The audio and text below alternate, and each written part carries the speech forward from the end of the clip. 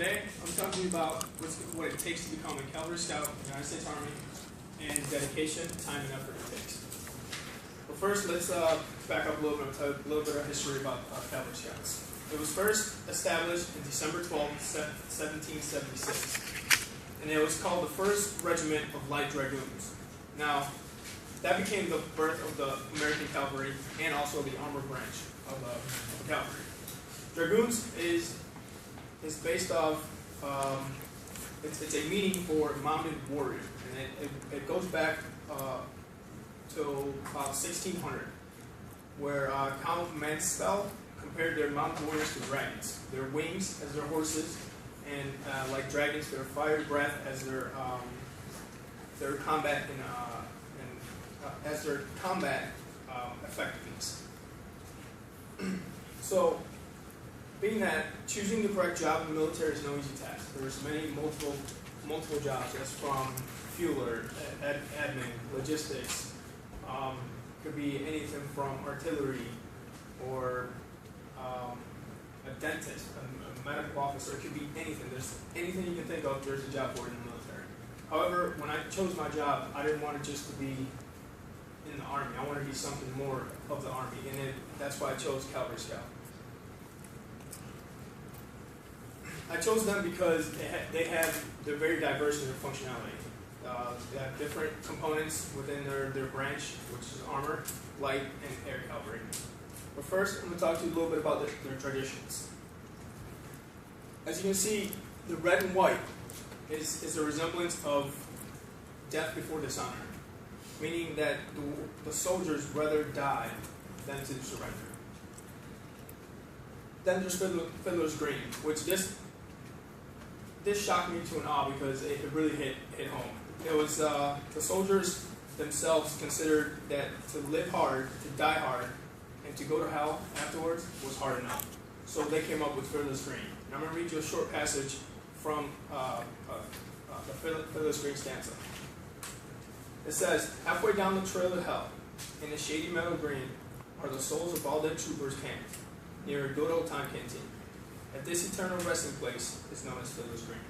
So therefore, not only do Calvary Scouts, per se, do not go to hell because they lived hard enough, they died hard enough, they go to Fiddler's Green. They move on with their brotherhood. With that comes their spurs. The spurs is a resemblance of their acceptance into the brotherhood of the cavalry. The Stetsons as well, and along as their sabers. Like I said before, they have different components. Light armor, meaning it could be dismounted personnels, or Humvee vehicles, which the Humvee acronym right there is HMMWV, stands for High Mobility Multi-Wheel Vehicle. They also have an armored division, which is based out of M3A3 Bradley and Strikers. A Bradley is also known as a tank. However, it does not have the missile capacity as a M1A1 would have. They also have a Striker. A Striker is nearly a tank with 4 wheels, which can be very stealthy, and it can also submerge. It can work while submerged in water. Then there's the air cab. Air cab came about in the Vietnam War to fast mobility inside and outside of hostile areas, which involved Apaches, and Blackhawks, or H-260s.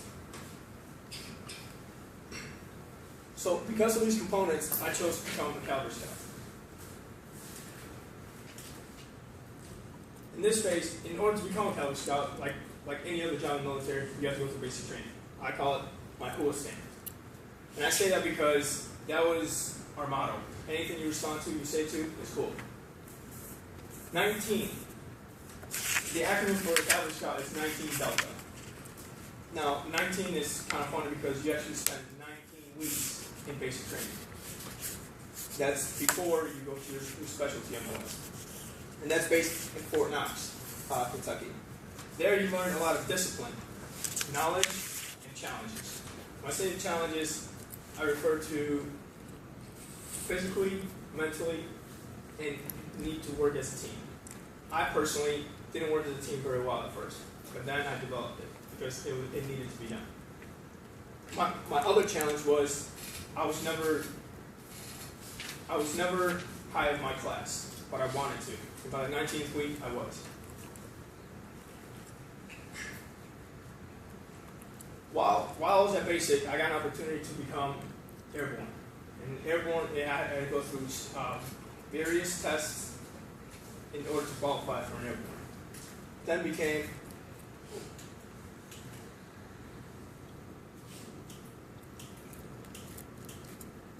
became my airborne phase.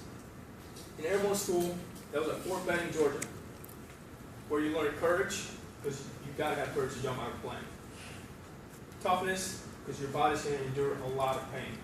Endurance, you also need to know how to run long distances with a lot of weight. And determination. Determination because when you're down, you still got to go forward. Now, at airborne school, you learn to fall a lot. I'm not going to lie. I've learned to fall from 3-4-story buildings without anything, and it hurts. As you can see, we have a pack shed. Sometimes in the pack shed, you'll spend hours in a chute and a reserve up front. Then you have your tower, which is a 250-foot tower, which you will jump out of constantly till you get the proper exit.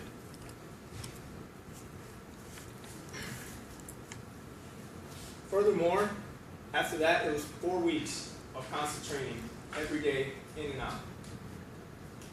Then, so you can see here, we have more other harness sheds, and like I said, the proper falling techniques, and the other tower, which is 300 feet. Then, I got the chance to join the 82nd Airborne Division, which by far is one of the most prestigious divisions ever in the military. While I was there, I became an expert at land navigation, night shooting, artillery. We got CLS, which stands for Combat Life Saving, and we have small team tactics, as in CQB, or Close Quarter Combats. While I was also there, I got to meet a lot of people that I would never meet anywhere else.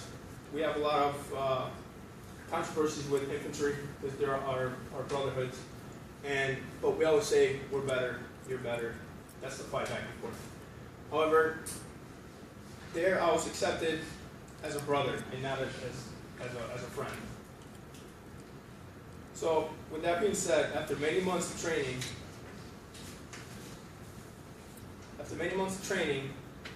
I was proud to call myself a Calvary Scout. I've put all my skills to the test. I was entered into the fraternity that a lot of people do not encounter. I've been accepted not as a friend, but as a brother. I've bypassed Brother's Green myself many times, there and back, where sweat, tears, and blood have shed. As you can see, this is a small team of Calvary Scout. Myself in the middle, and my 3 best friends, which we all have our own specialty jobs. Thank you.